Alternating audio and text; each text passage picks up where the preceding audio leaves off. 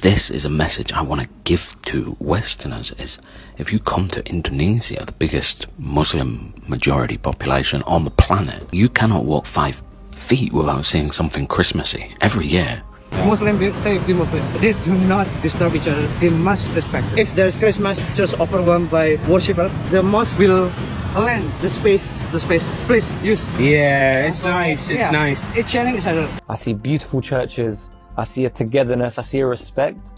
And for me, that makes me proud as a Muslim, but as a human. And I think it just seems like a very harmonious mix of religions and cultures here that is wonderful. In Indonesia i cristiani sono circa il 10% e i cattolici il 3%, minoranza. Ma quella che ho incontrato è una chiesa vivace, dinamica, capace di vivere e trasmettere il Vangelo in quel paese che ha una cultura molto nobile, portata ad armonizzare le diversità. Setiap akhir tahun, ketika lonceng Natal mulai berdentang dan suasana penuh sukacita memenuhi udara, Indonesia kembali menunjukkan wajah terbaiknya kepada dunia.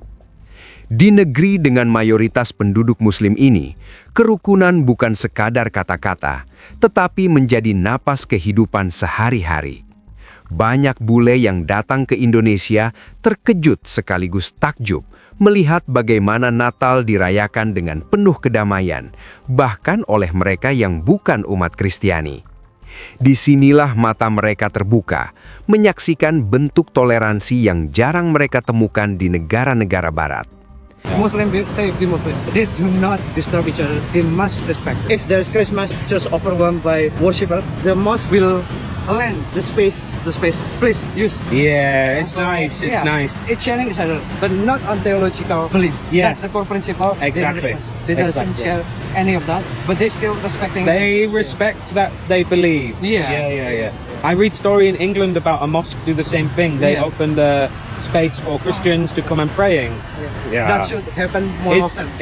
Before I moved and lived in Indonesia, I was a little bit intimidated. I always thought Indonesia was Bali. I never knew anything more than this, right? I was a stupid, ignorant, traveling Westerner. And I've been here a couple of years now, and I have to say, my perception has been completely shattered. I was almost scared in the beginning to bring my mum here, my family. I thought, oh, it's a bit intimidating, a bit this, a bit that.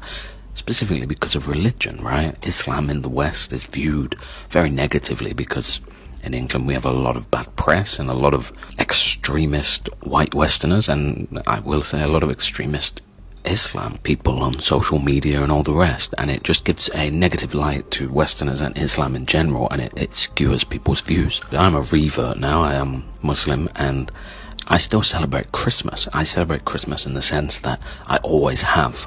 In my life, in my childhood, I'm 34 now, getting old. Christmas has been about pretty much a couple of things, and that's family, kindness, and giving. And this is something culturally that is always going to be in my heart, a bit like Eid. And this is a message I want to give to Westerners is if you come to Indonesia, the biggest Muslim majority population on the planet, you cannot walk 5 feet without seeing something Christmassy every year. I have people wishing me a Merry Christmas thinking I'm still Christian, right? And trees are everywhere and there's Christmas music and people are just happier. And I think that boils down to the fact that Indonesians as a people just want any excuse they can to celebrate and to be kind and to give and have this kind of community, this excuse, this reason, any reason. They love it. I adore Indonesia. I adore the fact that even though it is pretty much like 300 million Muslims with tiny minority of other religions and things like this, it is still participating and welcoming and celebrating and acknowledging that not everybody is the same. It's pretty remarkable and it's mind-blowing, and I wish that England would take a few pages out of Indonesia's book and just come together and accept that people are different, right? But you can still appreciate and feel joy on their behalf. I think that's what it is, right? You feel joy on someone else's behalf. Just because somebody believes differently than you or celebrates something different, it means something to them. So you say, good, I'm happy that you're happy. I don't know, things are very complicated in the West and it upsets me very much, and life feels much simpler here in the political sense, despite the political controversies that happen here, but in a religious sense, I suppose. Indonesia is just Bali, right? What else is there to do? They don't know that it starts from Aceh to Papua. When I come to Indonesia, I feel love for my religion. I see beautiful Muslims, but I also see beautiful tolerance. I see beautiful churches. I see a togetherness. I see a respect. And for me, that makes me proud as a Muslim, but as a human. Yes. And that's why I keep coming back to Indonesia. And that's why I'm so invested, because before the pandemic, and for many Bule, many people in Europe, oh, you're going to Indonesia. How's Bali? Oh, Bali. Indonesia is just Bali, right? What else is there to do? They don't know that it starts from Aceh to Papua. And there's villages, and there's kindness, and there's warmth. So now I need to make sure that the mission is, let me share this. Let me go back.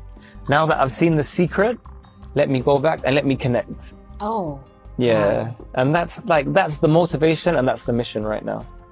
Thank you so much, Wasim. I don't know that it's that deep, the message, because you came here with your own money. I really appreciate that. Terima kasih, my pleasure. What is really beautiful, Dan, is there are a lot of ladies in hijabs here. I could be making a broad assumption here, but I would imagine that they are actually Muslim rather than Hindu, because the largest religion in this area is Muslim. But the fact that everyone's visiting the Hindu temple, and I think it just seems like a very harmonious mix of religions and cultures here that is wonderful. Appreciate. And why did you hug me? Because I love hugs. Yes. Yeah. And what is your position with like religion and culture here? Because it's very rare that women hug me, right? I'm sorry, I can't. No, I appreciate it. I offer the free hug, and you guys say yes or no. So therefore, you were the first woman in Indonesia to hug me. Yeah. So with the religion here, you don't see an impact that you can't do it. You decided to do it anyway. I don't know what you say. Oh, okay. I speak too fast. Yeah. So I said, usually women in Muslim country, they don't hug me. Oh, I think so. Yes. So why did you hug me? Because I just hug. Okay, that's pure. Thank you for the love, my friend. Oh, I can. Tunggu. Hari ini saya visit Masjid Agung Ibnu Battuta di Nusa Dua, and any complex of worship. And guys, saya bikin konten di sini and visit masjid juga. So itu lokasi menarik karena ada 5 beda-beda religi di satu lokasi, and right next to it itu gereja. So itu ada toleransi, itu ada peace and a place of worship. So guys, excellent location in Bali. So please, mungkin kalian ikut di sini, check out this amazing location. Gereja, masjid, in peace. Terima kasih, guys. In Indonesia i cristiani sono circa il 10% e i cattolici il 3%, minoranza. Ma quella che ho incontrato è una chiesa vivace, dinamica, capace di vivere e trasmettere il Vangelo in quel paese che ha una cultura molto nobile, portata ad armonizzare le diversità, e nello stesso tempo conta la più numerosa presenza di musulmani al mondo. In quel contesto ho avuto conferma di come la compassione sia la strada sulla cui i cristiani, su questo della compassione non dimentichiamo le 3 caratteristiche del Signore, no? Dio è vicino, Dio è misericordioso e Dio è compassionevole. Se un cristiano non ha compassione non serve a niente. Fede, fraternità, compassione è stato il motto della visita in Indonesia. Queste parole sono come un ponte, come il sottopassaggio che collega la cattedrale di Jakarta alla più grande moschea dell'Asia. We've just witnessed a really significant moment here at the Istiqlal Mosque in Jakarta. Pope Francis and the Grand Imam of Indonesia have signed an interfaith declaration. It's calling on religious believers to reject extremism and to work together on the great crises facing the globe today. Now, the Istiqlal Mosque is a really significant place for this declaration to have been signed, because it represents the coexistence between Christians and Muslims that Pope Francis and the Grand Imam want to see. It was designed by a Christian architect and is connected by a tunnel known as the Tunnel of Friendship to the Catholic Cathedral opposite. Now, Francis and the Imam would like to see this message, this declaration, resonate out across the region and the world. Let's have a look here. Here is the biggest mosque in Southeast Asia. Hello. Okay. Hello. Hi. Where are you from? I'm from Germany. Germany. Yeah. We need your name. Yeah. And you need a cover for you. For cover your leg. I'm okay. Okay. Okay. You don't need a cover. Okay. This one for carry the shoes. Oh, because okay. you have to take off Yeah. your shoes. When Makes sense. Ini untuk sepatunya ya. I check. Thank you so much. You cannot just go inside and walk around. They have like times where you can go inside, right? So we have a whole group of friends now. But it's nice for free. Don't have to pay anything. Oh, shoes off, yeah.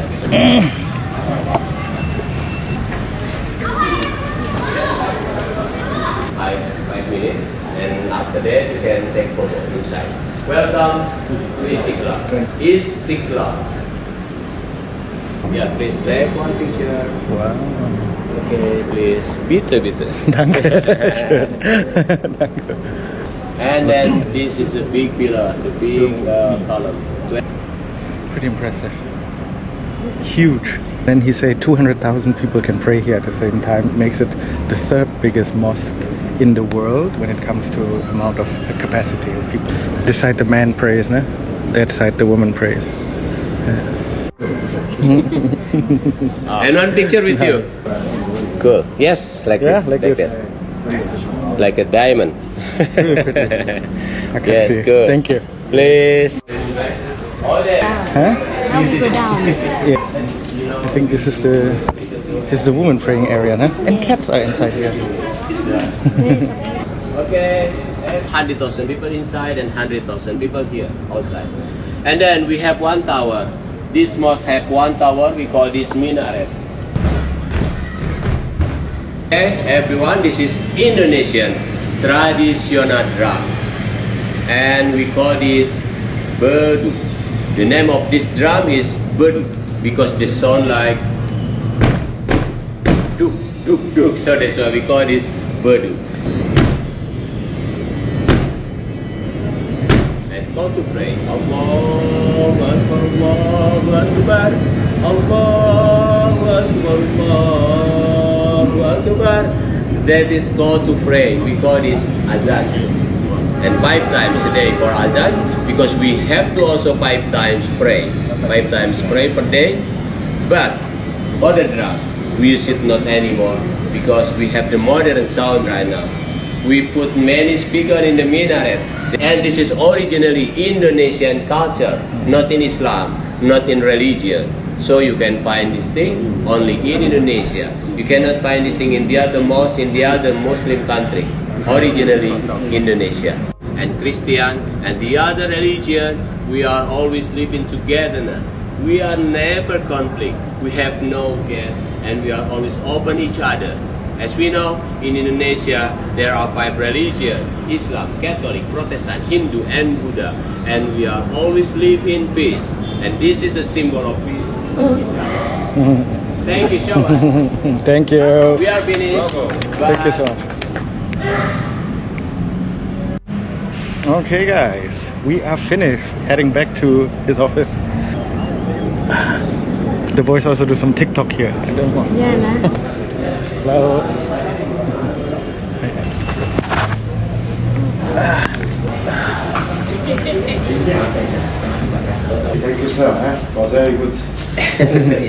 Jangan mengajarkan konflik kebencian. Seolah-olah agama lain najis. Selaku Menteri Agama baru ya.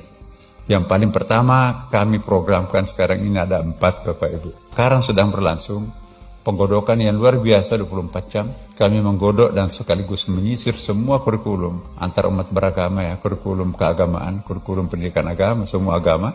Kami akan menganjurkan kurikulum cinta. Nah, kami akan merubah. Tidak boleh ada satu guru agama manapun di Indonesia ini yang mengajarkan kebencian terhadap anak-anak muridnya. Boleh kita berbeda, tetapi jangan mengajarkan konflik kebencian. Seolah-olah agama lain najis.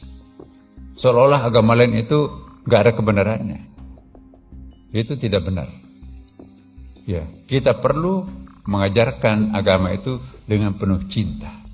Kalau 6.666 ayat itu dijadikan hanya satu kata, maka kata itu adalah cinta.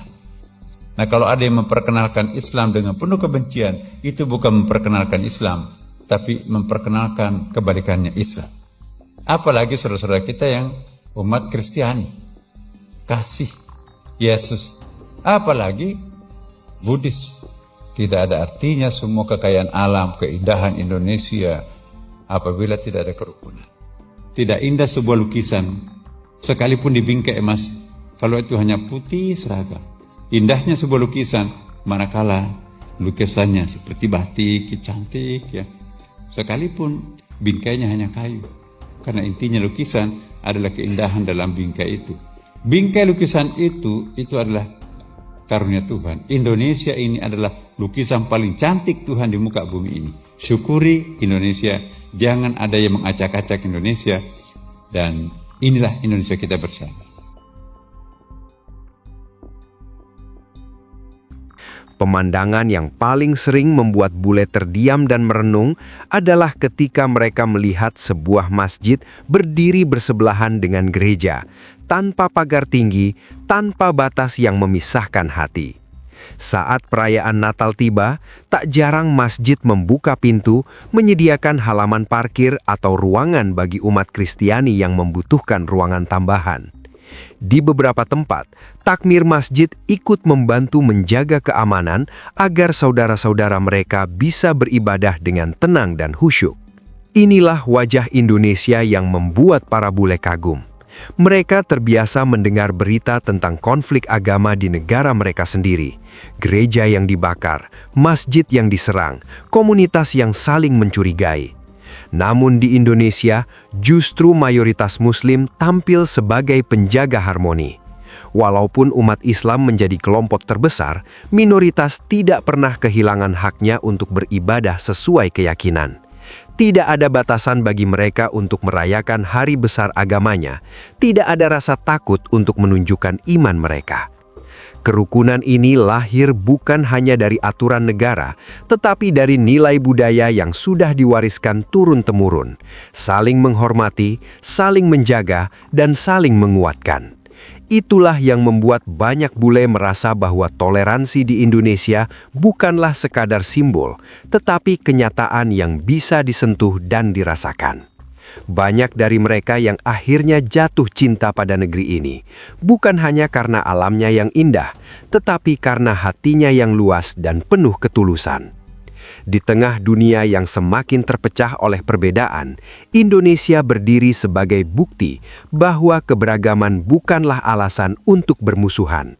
Masjid dan gereja yang berdampingan menjadi saksi bahwa kemanusiaan selalu lebih besar dari sekat-sekat keyakinan. Dan mungkin inilah alasan mengapa banyak bule selalu merindukan Indonesia.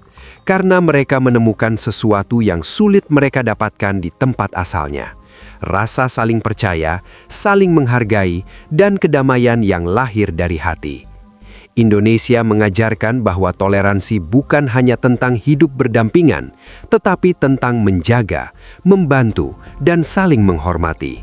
Dan dari sinilah para bule memahami bahwa keberagaman bisa menjadi kekuatan, bukan alasan untuk berpisah.